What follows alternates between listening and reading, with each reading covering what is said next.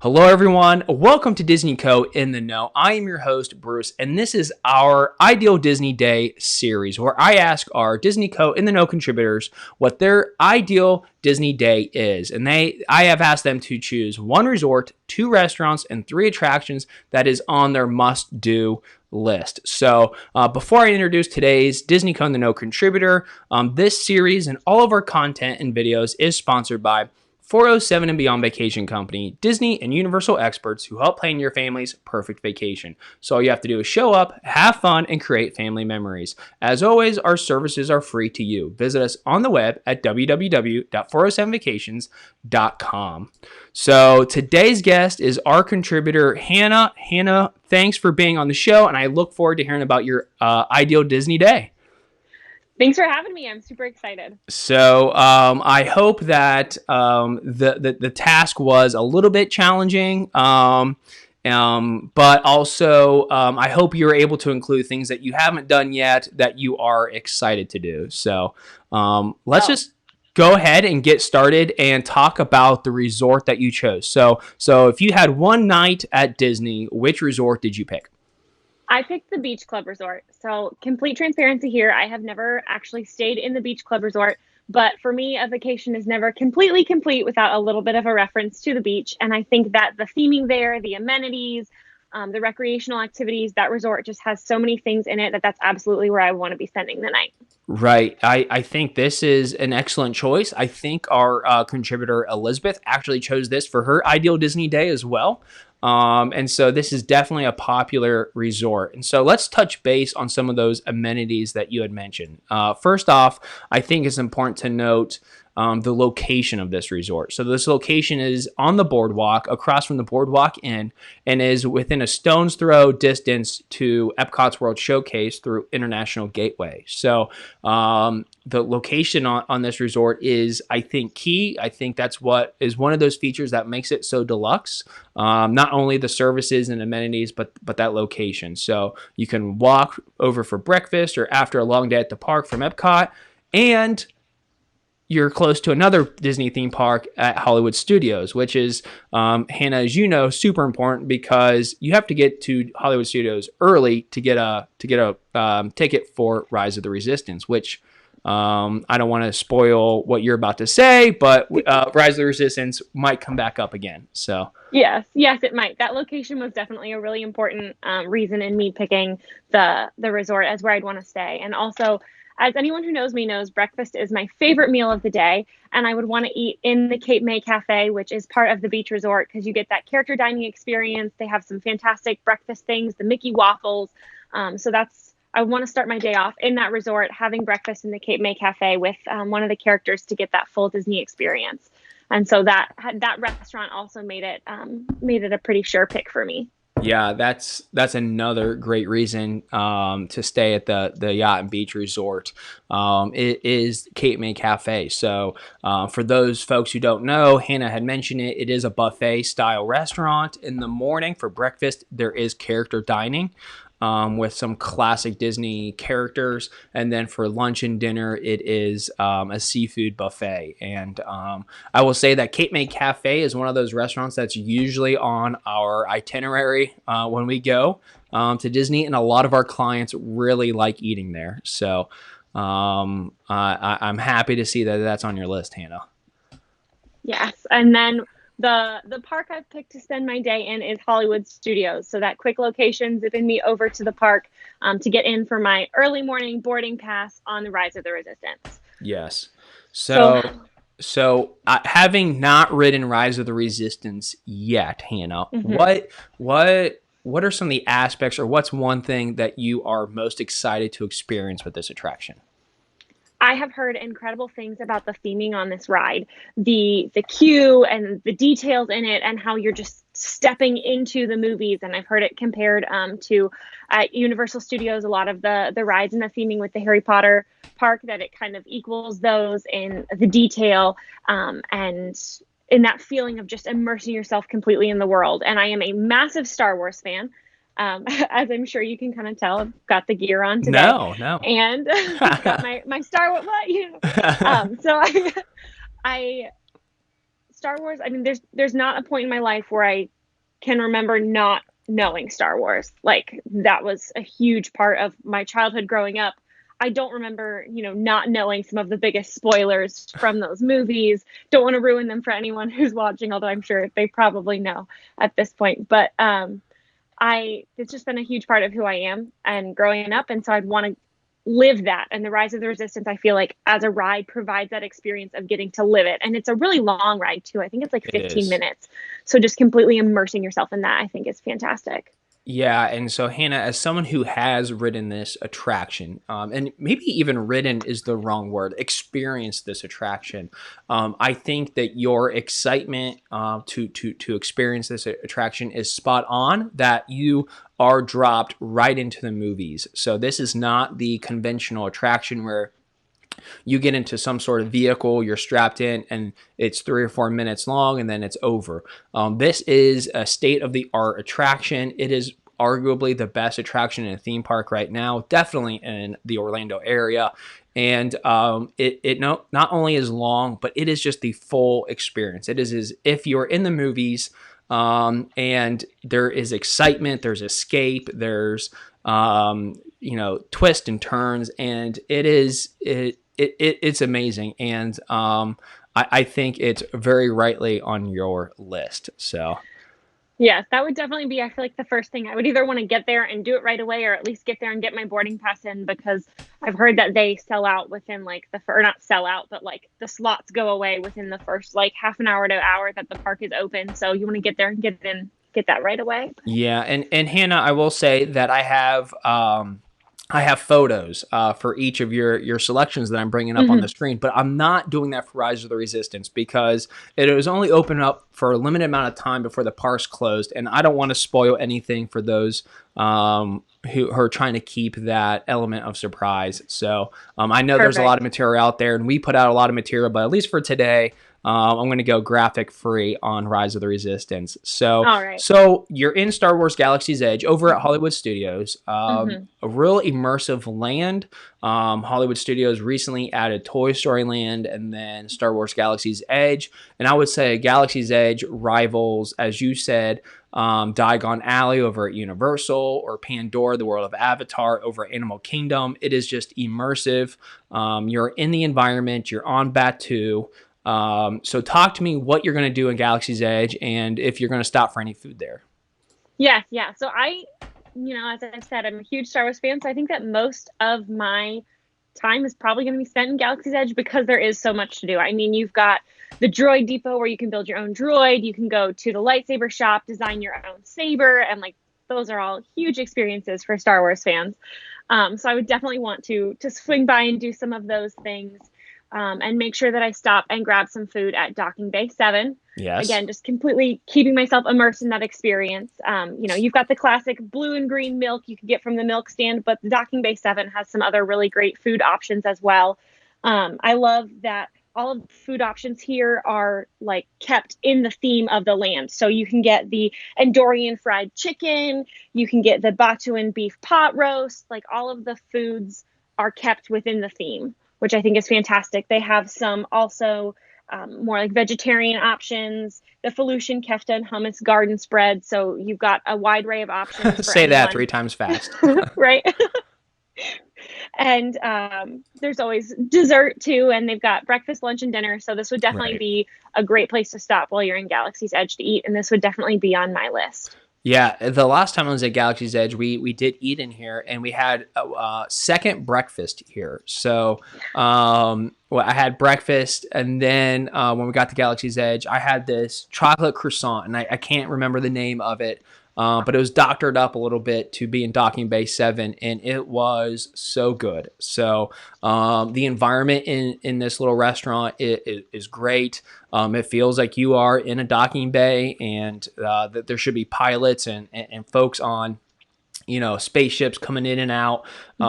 So it's a real exciting place to be while you eat. You feel like you are immersed in Star Wars Galaxy's Edge and that you are on the planet of Batuu. So really a really fun experience. So Hannah, are you going to ride in other attraction in Galaxy's Edge, or is Galaxy's Edge over for you? It's not done yet. I've got to hit every part of it, and so next I would have to go to Smuggler's Run. Okay. As a Star Wars fan, piloting the Millennium Falcon is equivalent to walking through the doors of Hogwarts for a Harry Potter fan, and I'm both of those. I like how you said that. That's a good analogy there. Yeah. The Millennium Falcon is such a key aspect of movies 4, 5, 6. You can even see it flying in the background of episode 3 at one point. It's in, 7, 8, and 9. Solo's got its own movie where you hear the whole backstory behind how he gets it. And it's just such an iconic part of the universe, is being in that ship, flying that ship. And, it made the Kessel Run in 12 parsecs. Like it is such a key point.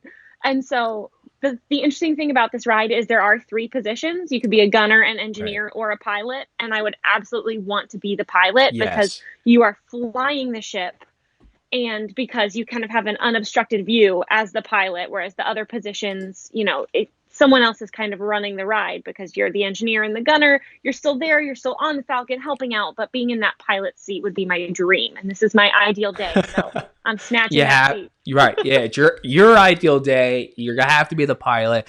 The first time I rode Smuggler's Run, Hannah, I will say that I went with a group of friends. So the entire pod was just us.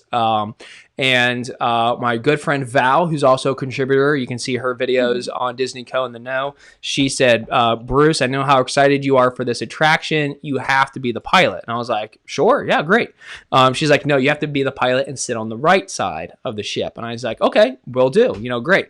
Well, unbeknownst to me, the pilot on the right side, it pulls the lever to go into hyperspace. So not only are you piloting, the Millennium Falcon, but you actually put it into hyperspace. And so I was thankful for Val, for her show, having me sit in that seat, because riding this attraction for the first time, or I'm sure the 100th time, being the person who puts that ship into hyperspace is a really fun, special way to experience the Millennium Falcon. So that's incredible. That's what I would want to do right there. So, all right, so good. So I think that this attraction also has a great queue. It has a bunch of ships in the queue. It's well themed. It's primarily indoors, so you're out of that Florida sun. So overall, the attraction is a really great complement to Rise of the Resistance in Galaxy's Edge. So, if it was the only attraction in Galaxy's Edge, it'd still be a good attraction, but it is a great complement to Rise of the Resistance, and you've hit them both. So far we are having a Star Wars filled day. Yeah, so the Force is with us this day that we're at Disney. So I feel like at this point I will have covered everything in Galaxy's Edge. Okay. I will have experienced it all, and so then I will head out into the rest of the park.